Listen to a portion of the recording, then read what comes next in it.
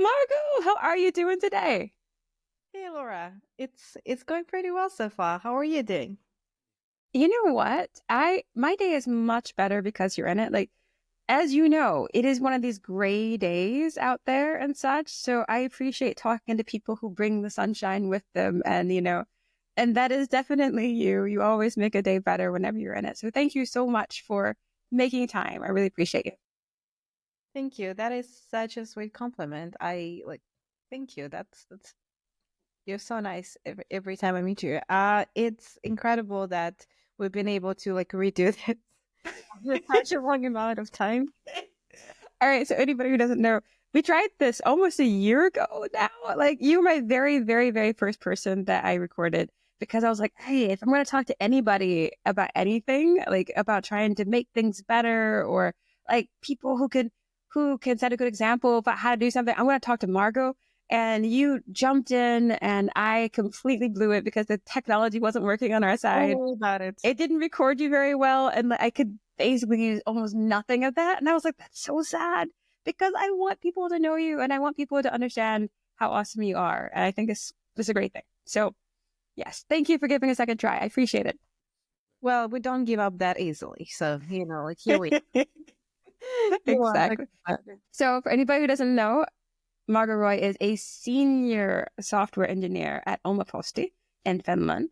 And you know what? She is actually a person who, in addition to that, she has founded, managed, and built FinUA. It is the number one information platform for Ukrainian refugees coming to Finland. And it's helped thousands of Ukrainian refugees to be able to find information they need, get settled, be able to get the support they need to be able to thrive in a new place. So that's a massive thing to do as a side project. That's ridiculous. How on earth can you do that? How do you manage all that? I feel like when I'm reflecting on it, always it's something that started in such a sort of wild sort of situation. When the war started, there were so many things that started to move on in 2022, and there were so many projects that sort of appeared, and so many people tried to volunteer. And it, I guess what I'm trying to say here is it was a very much baptism by fire when I started, and also part of it was there was a lot of adrenaline like sort of kicking in when it started. Like it's not really a positive kind of adrenaline, but still like it was something that I felt like I needed to do. So it didn't feel as crazy as I was doing it. But looking back at it, yeah, it was crazy. Like it The was good kind of crazy.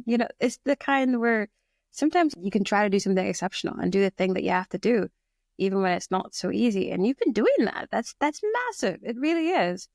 But I'm curious. All right. So it's one thing to have adrenaline to do something, that whole push of like something must be done. And it's another thing to do something that actually makes an impact. So true. It's true. No, but looking back at it, I think and I've been talking about it quite a lot because I believe it's very true. It comes down to understanding what actually help means, because back in 2022, reflecting on it, there were a lot of people who wanted to help to some capacity and in different ways. And certain things were needed and certain things were just not needed yet. So it really, the question you should be asking is not what you want to do. The question you should be asking is, well, what helps?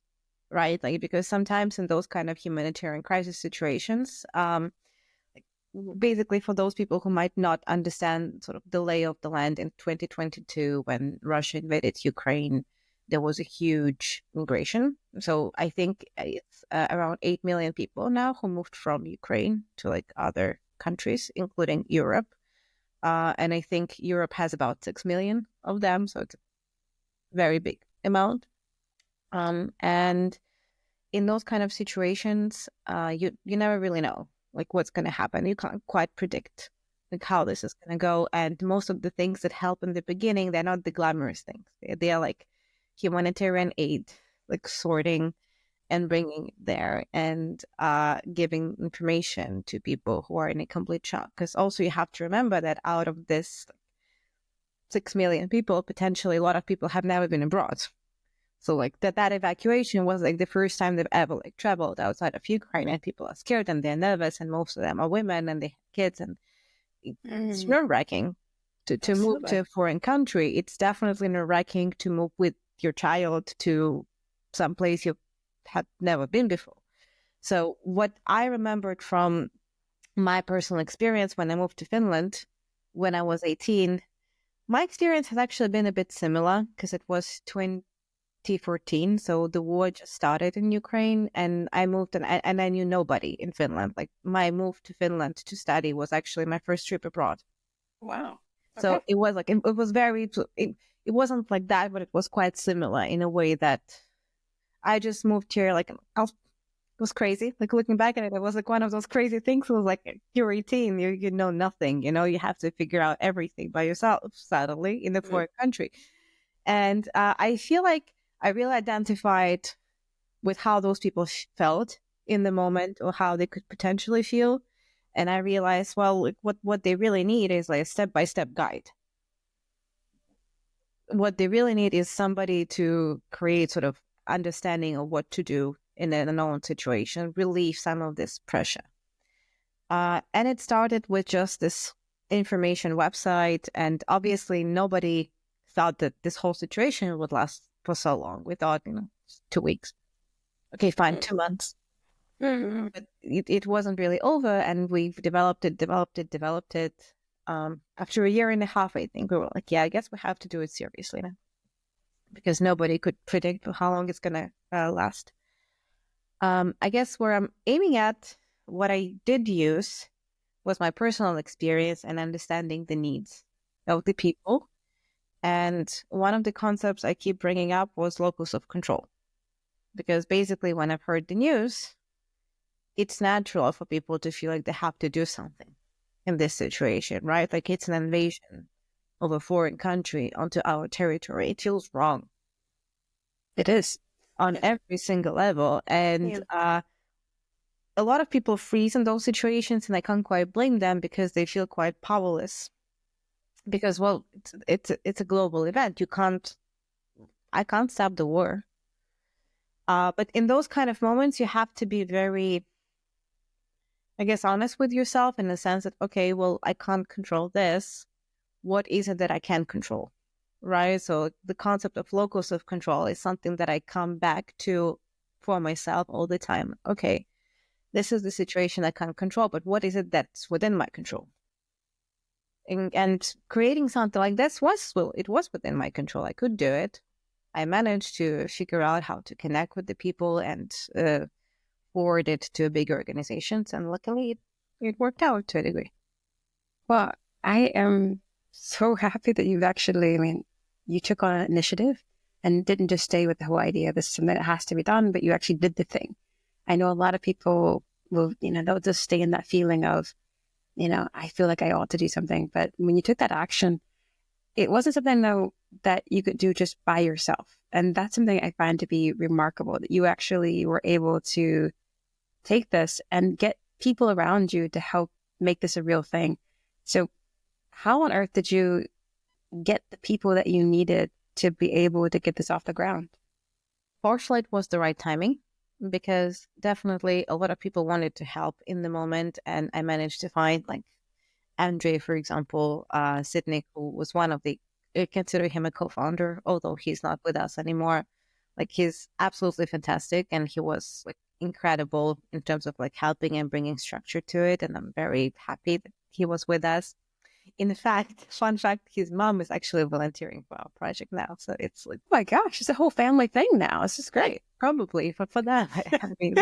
Yeah, Andres, I'm so grateful that he was there in that moment, and other people started joining, and I established somewhat of a structure. We had I think what set us apart is that we had a very clear vision, like from the very beginning, of what we wanted to get the service to be.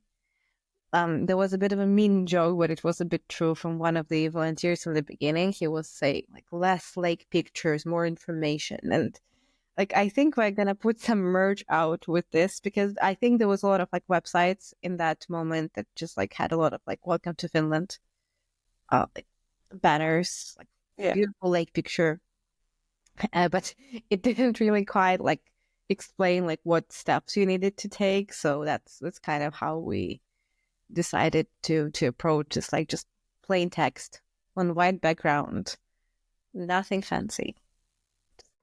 But you have the basics there. You have the information that people need. And it's evolved considerably since that first iteration of things, you know? Hopefully, like hopefully, no, it's been 3 years, so we no, but it's actually pretty like I'm first of all, I'm super grateful for everybody who's like been supportive of the project for the past 3 years to any capacity, because it's been like, I always try to emphasize that it's always the collective, like it's always the collective effort. I think, and this is my theory personally, that we like this kind of like single man achieving things against the odds, like hero stories. But I genuinely, as a person, believe nothing worthwhile is done by one single person. It's always like it's a collective coming together. It's the ecosystem. It's something that allows for this project to exist. Like it's really the Ukrainian collective here that sort of allow this project to help, because they are, they're using the content, they're giving feedback about the content, they are asking the questions, they volunteer, which is absolutely fantastic. So yeah, I would definitely say, like, what about you in a sense? Because I'm very curious, like, when you first had the interaction with the project, you were under an impression that we were way bigger, I think, that we actually were. No, honestly, when I first saw what you're doing, I was like, okay, is this like this new NGOs out there? This is like this whole thing. Because you do have this impression that this is a massive, with the amount of information you have out there, with the stories, with the impact, with the different avenues of support that you're offering in terms of being able to direct people in the right, ways for legal things, for social things, for various aspects. That's not usually a 1 or 2 person thing. You'd be able to do all those kind of things. So I honestly had this impression when I first kind of saw you, what you were doing maybe a year and a half ago, that this was a massive thing. But how many people did it take to pull this off, actually? I think we're about 50 something now. Mm-hmm. That is actually a considerable team at this point, though. Yeah. At this point, no, but it wasn't like that a year and a half ago. So like usually when I talk to people, like, they've spoken with me like a year and a half ago, it's like, well, yeah, we're 5. Then I'm like, yeah, we're 20. Yeah, we're 30 something. And like every time I'm just, I can see that it grows, because every time like I'm giving a bigger number. So. Which is good. I mean, I appreciate that there are so many people who are able to and willing to be able to support. I think, though, this is something I've heard from people who are saying, like, this maybe wasn't something that professionally they would have thought that they'd invest their time in necessarily. They thought they're more like people who just donate money or something like this, but to actually donate time and to donate your insight, there's a whole different level of involvement that it requires from people. How do you get the right people to be able to participate in those kind of things? Because not everybody is going to be at the stage where they can actually meaningfully contribute, in these things. Well, it's very true, and it's a challenge in many ways. And I think that nonprofits have it a bit more tough, because obviously we can't really offer a competitive salary or like any salary at all for most of the nonprofits, really.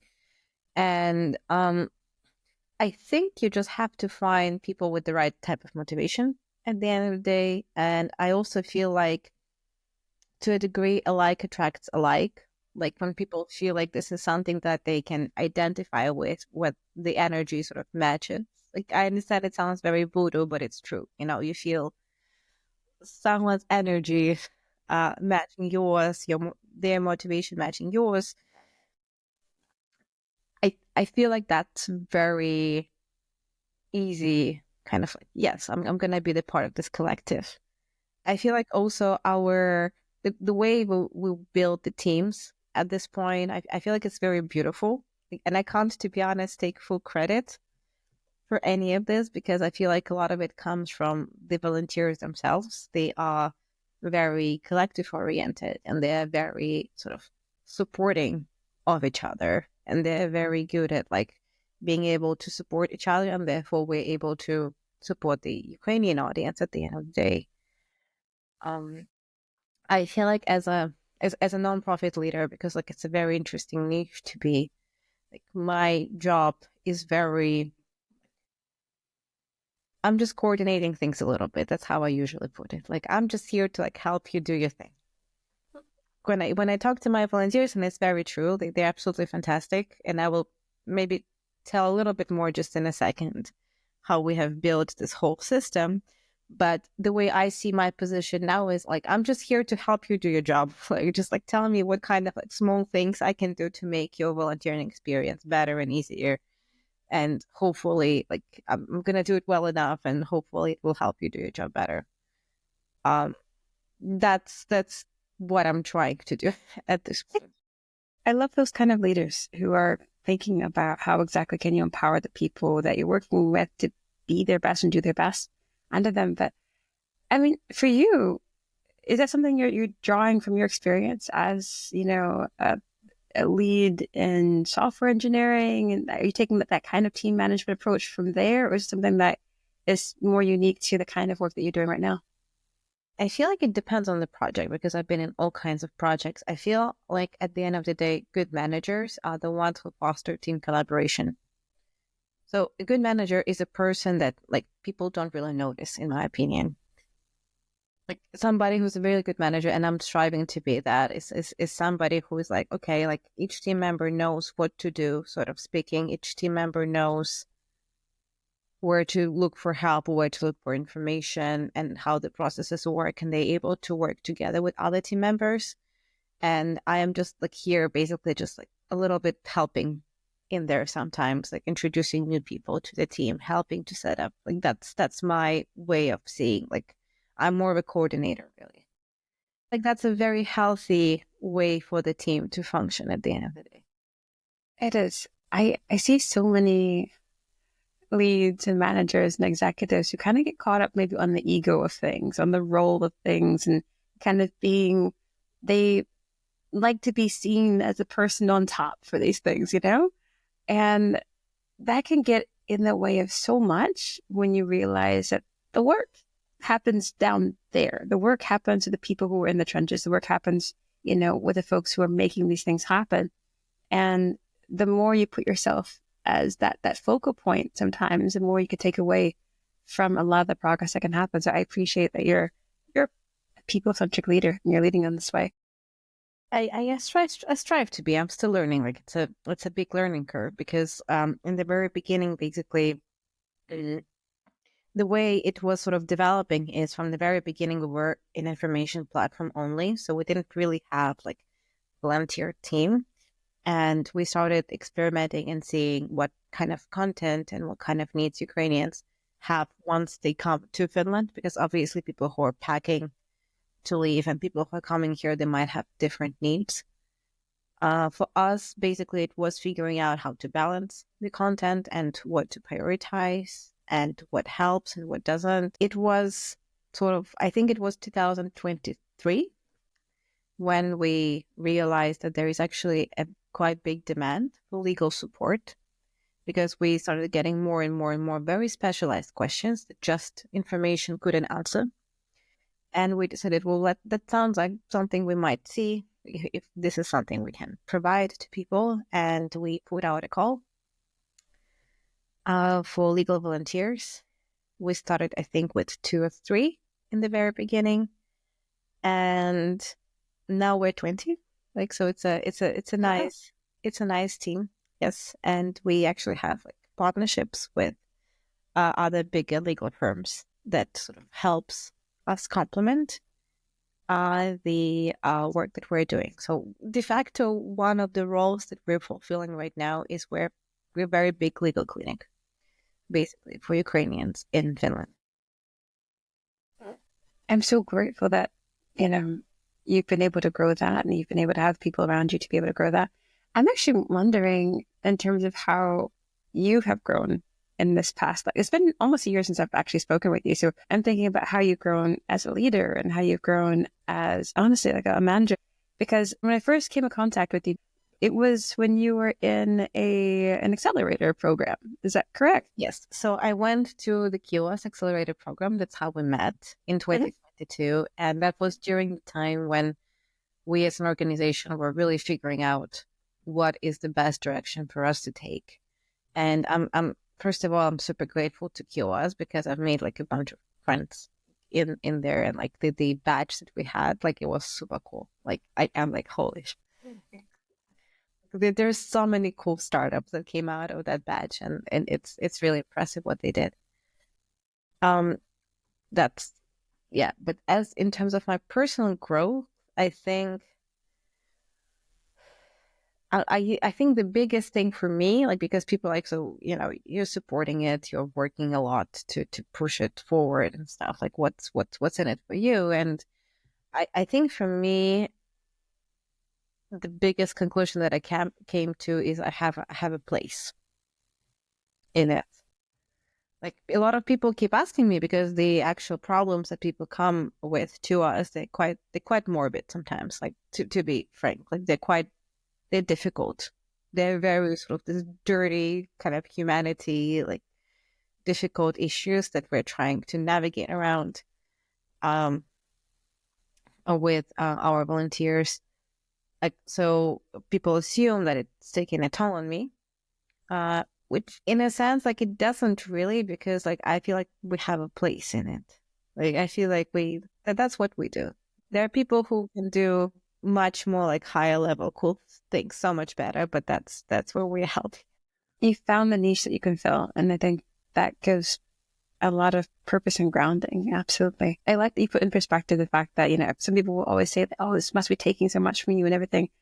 But I've seen you in various points at this point, and you always find a way. Like I said, you're the person who you give joy. People interact with you and they feel better afterwards. And so I don't know how you're getting replenished in this sense, but whatever your secret is, please share, because I know a lot of folks who could use that kind of that whatever kind of battery you've got. Let us switch brands and figure out what you're working with there.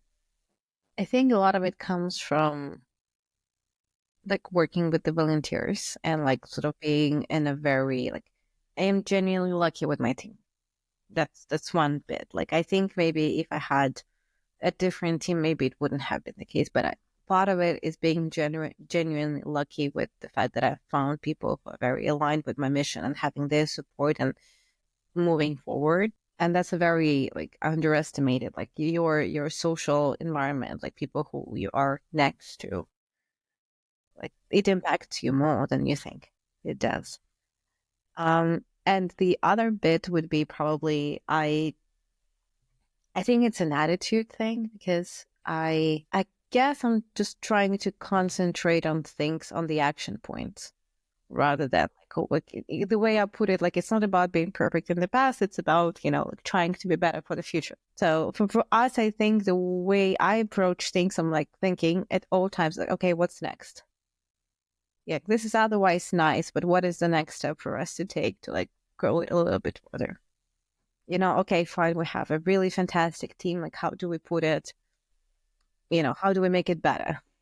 We initially just started, like, it started very simple. We didn't like have like a huge tech, supporting us in the very beginning. And we started like very low tech, actually, despite the fact that I'm a software engineer.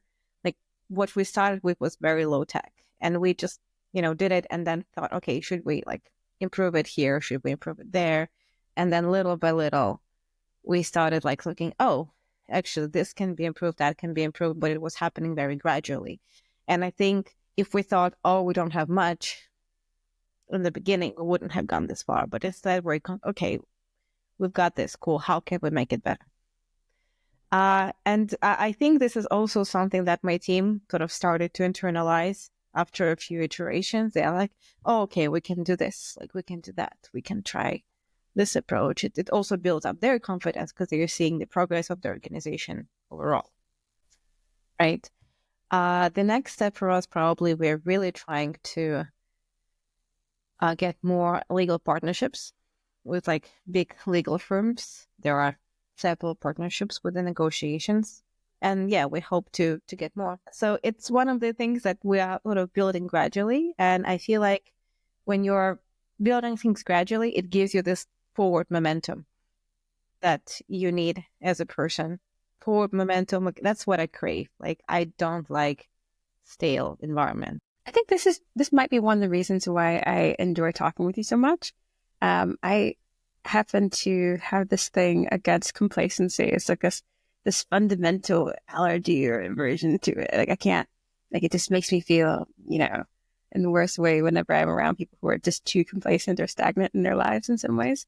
So I love that you're trying for better. You're always trying to see which way you can make things better in some ways. And you're making progress in it. I love that you're actually measuring and marking that. So you already know what you're going for next. You want to get the legal partnerships and things like this. And you do have a good idea of how you've made progress thus far. So I like that it's not just constantly forward thinking, but also being aware of where you've come from. So I like that balance. You have to kind of appreciate where you've gone and then also understand and have an idea of where you're going forward.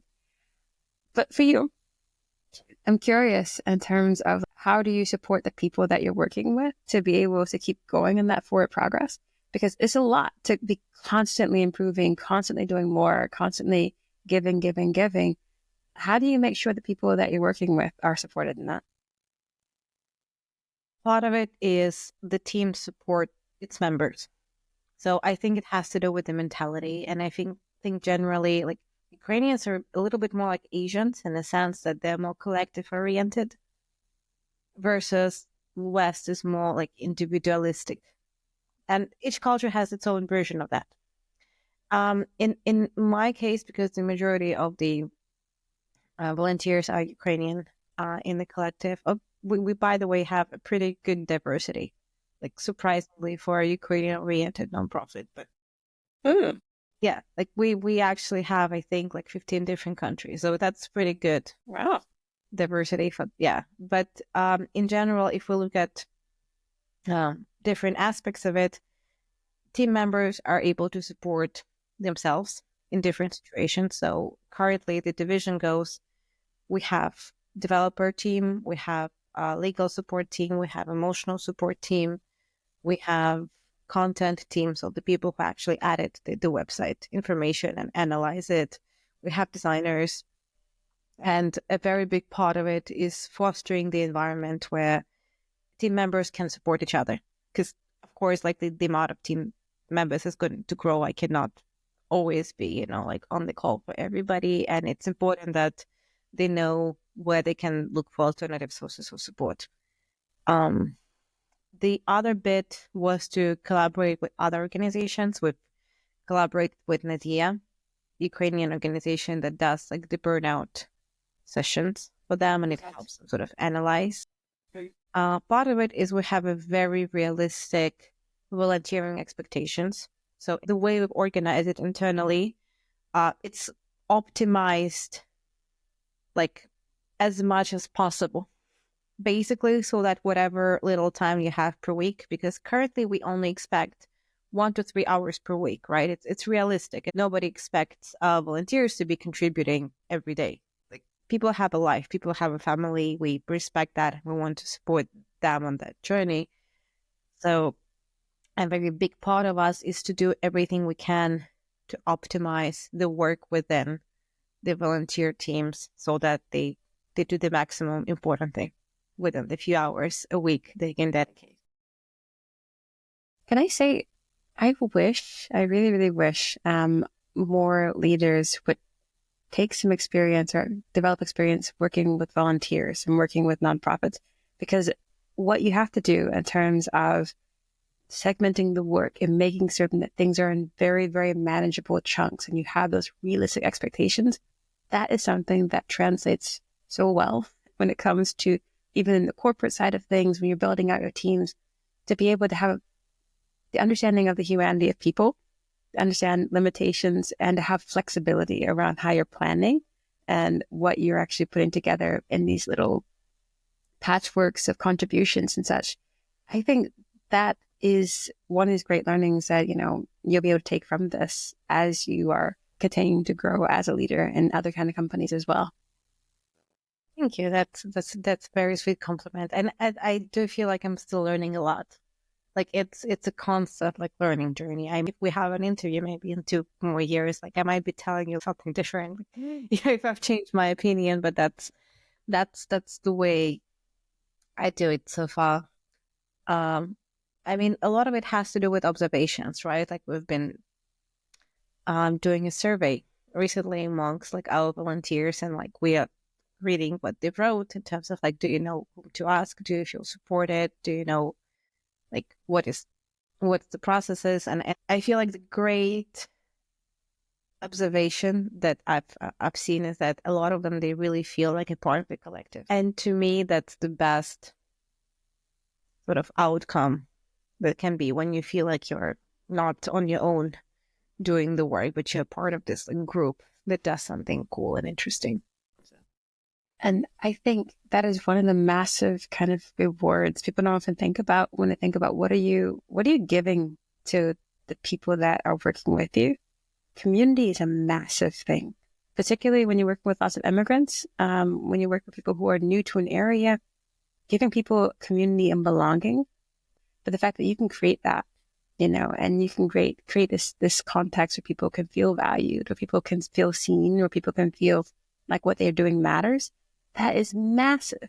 And that absolutely makes people feel like, is worth contributing to even further. So you have a really good approach in this one. I love that you're monitoring that and you're listening to that. Have you had to make some changes as a result of that kind of feedback that you got from people? We're working on it. Like one of the things that we're going to do quite soon, actually, we're going to put out the impact report. I think one of the things that we really neglected doing when we just started, because we were very much in the process. We were very much in this like iterative, like agile of like, let's try this, let's try that, let's try this, let's try that. And we didn't really quite measure it from the very beginning as much as we would like to. Of course, we measured like certain things, but not everything maybe. And I feel like we're very like for this year at least, one of our goals primarily is to measure the impact of our support and how it ends up affecting people's life long term. It's actually a niche. Like I've learned, because I'm learning myself also about those things. Like it's actually a niche in, like, for example, legal aid and emotional aid. There's like a niche that like studies basically what are the long-term outcomes and impact of like the legal support and how like access to legal support works. I feel like right now we don't know as much as we would like to be really honest, but we're getting there. We are learning. One interesting observation that we've seen is that a lot of people, they tend to come back to us, which we didn't think would be the case. But I feel like generally a lot of people tend to first only ask legal support when they feel like everything is just crushing. Like they see the mental model, and this is actually one of the things we're striving to hopefully change over time. The mental model of legal support is very much like, I only need to go to a lawyer when something bad is starting to happen. And hopefully we're going to change it over time, and hopefully we're going to make people see like legal consultation and support as a commodity more than like the last resort, where it's normalized to come and to ask a legal professional, like, okay, what's the way to do it? What's the correct way to do it? Instead of doing, because it's also like quite tough to find the correct legal professional, and they might be very busy, and there might be a language barrier. Part of it is us being a very good proxy between, for example, like Finnish legal companies and Ukrainians, because there is a language barrier, right? So hopefully over time, we will get the system to a degree where people will normalize just coming to a lawyer, asking them questions, figuring out what is the best way to go forward. That's the important thing for us. I like that you're thinking about in some ways, changing the culture around, how people are engaging with that kind of information insight that they need. And a lot of things are like our cultural changes in terms of, how we think about, problem prevention. How do we think about like reactivity towards certain kind of situations? Can we think about things in a more proactive way? What are some ways? Like, what are the times? Teaching people like, what are the times and the things that should spark you to talk with this kind of help and such. And that's training. That's a kind of education in sense for a broader group of people to actually understand how to engage with that kind of content. I feel like it's true. And it was something we never even like thought about previously. But then we realized we kind of like unintentionally we've trained our audience. Like, yeah, it's you can just ask and we will try to consult you. And I think one of the fundamental beliefs of our organization is like, and this is something that is a big part of our manifesto in general. We fundamentally believe that people are ultimately making the best decisions with the information that they have. Like that having the best information can lead you to making a better decision for your future. We believe that people want to make better decisions and like better future at the end. So that's kind of how we see it. I've been an educator in my early careers, but a thing that I realized, so sometimes it's more than just information, it's understanding as well, So it's not just like, this is the stuff, right? It's also kind of making certain that people actually have comprehension of this and they can understand the application of it, right? Otherwise, you'll find that you have a whole bunch of knowledge, but not a lot of insight and application, right? And that's the challenge I think a lot of organizations have. You put it out there, you put it in some way, but can people engage with it? Is it a way that people can actually understand this? Is it a way they can find it when they need it? Is it a way that they know how it should apply for them in their own lives? That's the challenge. It is. And this is a challenge for us massively. Sometimes we do our job very well. Sometimes we don't.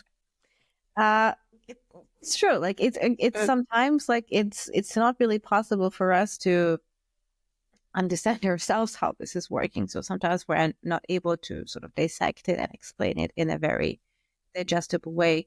I think at the end of the day, what we do very well, we try to educate our audience so they can come to our resource, trust that information will be there. It's all about iterations for us. So one thing we're also trying to showcase is that the way we present information this week might not be the way we're presenting information next week. So we're going to try to improve, over time. We're going to try to like see how to do it better.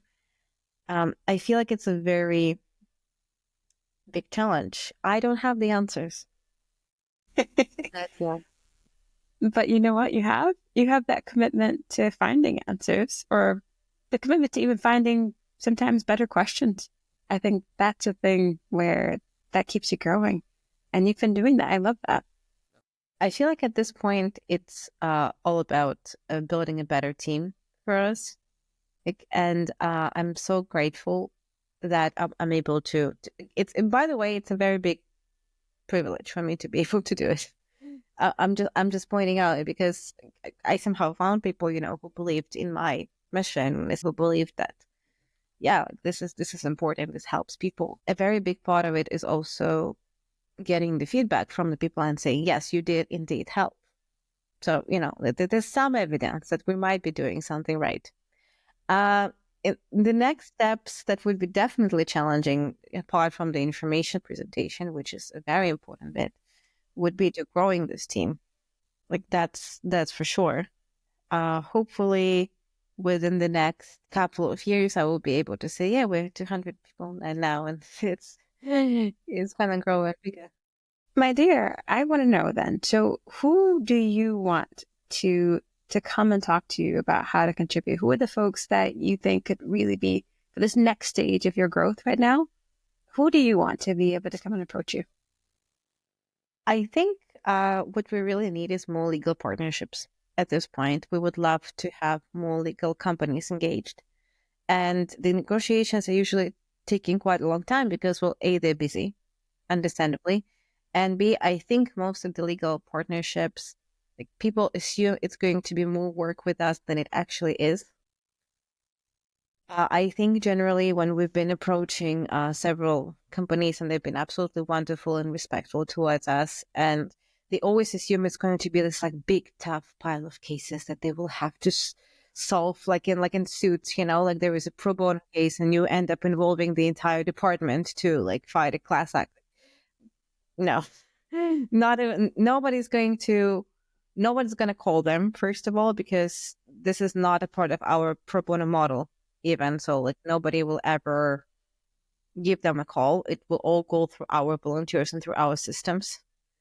What de facto would happen is we would receive a request from a person, and we would digest this request in a legal language, and we would refer it to one of our legal partners, get the response, and send it to the person. So it's a very sort of first stage legal support. No one's going to have to like take anybody to court or do any proceedings or sign like complicated documents. That's not going to happen. And that's a question we receive quite a bit.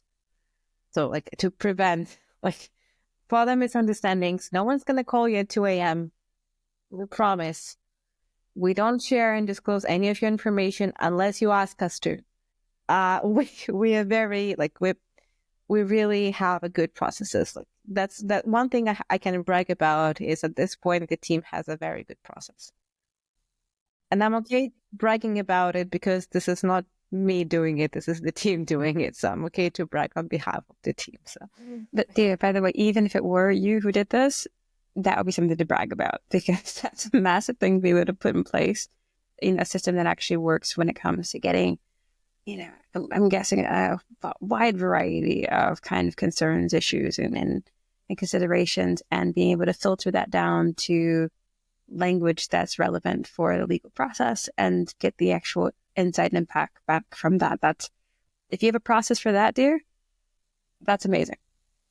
We strive, we improve every little bit, day by day. It's I mean, at the end of the day, everybody deserves good support. Everybody deserves to have good information. It's a very big part of what we believe in. We believe it's supposed to be open, and people are supposed to be able to find it and make a good decision based on it. It's nerve-wracking, really, to move to a foreign country, especially in this kind of a situation where it's an evacuation. It's not a visit. Exactly. I am in awe of the strength of character and just resilience that people have to do this. It's just a challenge that if you haven't been through it, there's no way you can possibly understand. I mean, I think I've moved to maybe like 5 different countries at this point, but I never had to move in an emergency, And so just that idea of having a person or organization that you can go to be able to help you sort those out, that is such a lifeline for people, to just feel not quite so lost in a situation where clearly, stability is not the thing that they're going to have as a given, Yes, and it's also not a fact that they will have it for some time, because, it doesn't stop at evacuation. There's another challenge such as integration, getting work, like figuring out your employment contract, figuring out your rental contract, understanding how to sort things out on the Ukrainian side. It's a tough process, and it's actually very interesting because our organization, I always say that I admire our target audience. I think why we're able to keep it up is because we have so much respect for our target audience at the end of the day, and how they're trying to be resilient and how they are working within the system. We believe they deserve it truly, this kind of level of support in a country. I hope that in general, in the future, we will be able to attract more people of different kinds of services. Municipalities, been quite tough to get in touch with them. Now with the reform, I feel like we're going to be a bit more proactive on this end. If you're from a municipality, text me on LinkedIn. Honestly, I would love to see more partnerships happening in that way. And we're in an election cycle right now. So, a lot of municipal elections, hopefully some people who are, running for some office, that they can actually consider how can they work with these, groups of people who are coming in who need a place, and they can find a place within their location that they're working with. But you know what? One of the things I really am happy to hear about, by the way, you've got a support system. You've got a lot of good things going for you. And whenever I think about people who are doing great things, I want to make sure that they actually have, that support comprehensively around them outside of the work, outside of the project and the impact. But you've got good things. I'm really happy to see that, Thank you. That's quite a compliment. No, but it's true. I never don't take it for granted. I'm very lucky to be in this position at all. I feel like in general, every time I talk to you, you're such a burst of positive energy. You're always like, yay, go ahead. And it's I've had 3 hours of sleep last night, dear. Energy is not the thing I've got to offer today, but I can at least imagine what give you my attention. You had 9. Oh yeah, I got the sit kid at home today, so no, it's if this 9 hours of sleep. That's a pipe dream. But you know what? Yes, I ask everybody these 2 questions here. Okay, and I want to know your take on these. Firstly, what is one thing that you think that anyone can do to help? Oof, tough one. Find an organization that you aligned with in terms of what you want to do and help that organization. Like, those people have processes in place, so they already have the audience. They already know what exactly needs to be done. Help them do the thing. You don't have to create everything from scratch. You don't have to be the person to mastermind a whole new service and such. You can plug yourself into something that already exists. And so how about if you don't have a whole lot of time? Like if you are a person like you who has a whole busy extra career, things, how do you manage to make an impact even then? Yeah, that's a very good way to put it. Yeah, like I have like FinUA and like career on the side. No, but it's just be very honest with yourself. Like one of the actually worst things you can do as like a potential volunteer is overpromise and underdeliver with any organization, because it takes up resources of that said organization. So like, just be very honest with you how much time you realistically have. Okay, have like 1 hour, 2 hours. Like I have 30 minutes per week. Because the best volunteering initiatives, they've done by small increments over time. Or you might not have any time, like in case of, like there are people who have work, they're busy parents. Like you might contribute in other ways by, some people send money, which I believe is a completely valid way to help. And it's a very admirable way to help because not everybody has the resource. Just being more aware of an experience of another person who has moved from a foreign place already helps. Just by like listening and trying to understand that situation already makes it better, as opposed to denying their experience. I think that already would be taking it further, little by little. Those are massive things not everybody thinks about or takes on. So I appreciate that. And one last thought is, what gives you hope on the hardest days? I think at the end of the day, it's about trusting yourself that you will be able to handle the situation if you're presented with it. I feel like seeing how people are able to stand up to adversity and come together, like, gives me hope for sure. Seeing this collective approach to problem solving versus, like I am on my own. It's a positive trend, and it gives me hope that eventually, we will get there. I am certain that with people like you and more folks who are supporting you and the efforts that you're doing, we're going to get something positive here with us. And I'm sure we can find a way to make something good happen, even in the face of all the things that are obviously not quite so pleasant. We can make something better, Margo, thank you for sharing your time. Thank you for sharing your energy and resources to the things that you're doing. And thank you for being you, because it makes the world better. So if you need anything, let me know. And how can someone get in touch with you and to be able to contribute and support? The easiest way would be to just drop me a line on LinkedIn, for sure. Or you can just email me. Honestly, I respond to emails relatively well. It's margo@finua.org. So it's pretty easy. Fantastic. And I absolutely recommend popping in, giving a shout out to Margo. If it's not necessarily something that you can contribute to, you know, in terms of your skills, and maybe you're not a legal professional or things like this right now, they do accept donations. Is that correct? No, we actually don't accept donations. You don't? Okay. We don't accept donations currently, but we are like, this is not our primary goal just yet. What we want to do is get more volunteers. And what we're looking for is legal professionals, legal organizations, emotional support professionals, so like therapists, basically.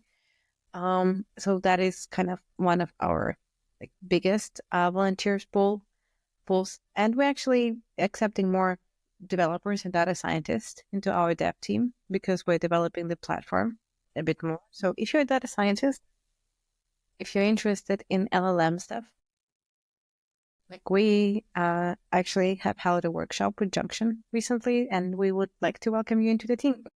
I have to say that one thing that I would like to point out, and I've been thinking about it more than I should, but I've been onboarding one volunteer the other day, and I said to her, I was like, well, everybody is super nice in our organization. This is statistically impossible. Yet it's true. So one thing that definitely like I've noticed about the way we collaborate and we do, everybody's super nice and super like supportive of each other, and impossible, yet it's true for us. You know what? I think this is the whole thing about most nonprofits. You're working on things that are impossible, and yet you make it true by working on it. So it's very meta in that sense.